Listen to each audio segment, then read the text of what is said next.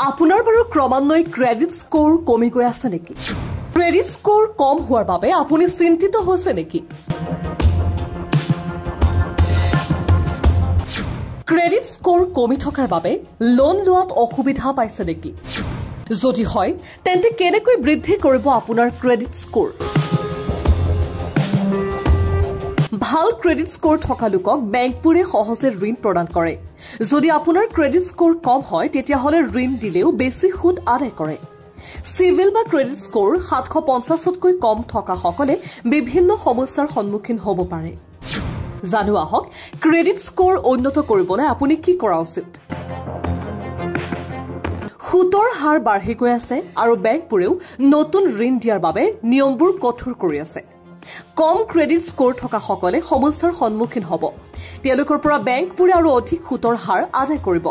পৰিশোধৰ ক্ষেত্ৰত ভাল প্ৰদৰ্শন আৰু ভাল ক্ৰেডিট ইতিহাস থকা সকলক 1/4 পৰা 0.5% ৰেহাইমূলক সুতৰ হাৰ প্ৰদান কৰা হয়। বেছি সুতৰ হাৰৰ এই সময়ত এইটো সঁচাকৈ এটা বৃহৎ সকাহ। ক্ৰেডিট স্কোৰ পুনৰ ট্ৰেকত আনিবলৈ আপোনাৰ বিত্তীয় অভ্যাস সলনি কৰক, সঞ্চয় বৃদ্ধি কৰক আৰু ঋণৰ বোজা হ্ৰাস কৰক। সিভিল স্কোৰ সচৰাচৰ 300 পৰা 900 পইণ্টলৈ গণনা কৰা হয়।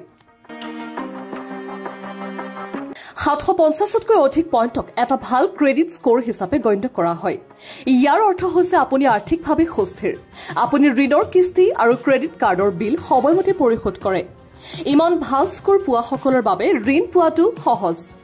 যেতিয়া সুতৰ হাৰ বাঢ়ি থাকে তেতিয়া ঋণ প্ৰদান কৰা প্ৰতিষ্ঠানবোৰে এনে বস্তুবোৰৰ প্ৰতি অধিক মনোযোগ দিয়ে। আপোনাৰ ক্ৰেডিট স্কোৰ উন্নত কৰাৰ বাবে কিছুমান উপায় আছে। বৰ্তমান ঋণৰ কিস্তি নিয়মীয়াকৈ পৰিশোধ কৰাটো নিশ্চিত কৰিব। নিশ্চিত কৰক যে ক্ৰেডিট কাৰ্ডৰ ঋণ ব্যৱহাৰ সীমা অনুপাত 30%তকৈ কম। যেতিয়া আপোনাক প্ৰয়োজন নহয় তেতিয়া ঋণ আৰু কাৰ্ডৰ বাবে আবেদন কৰা পৰিহাৰ কৰিব।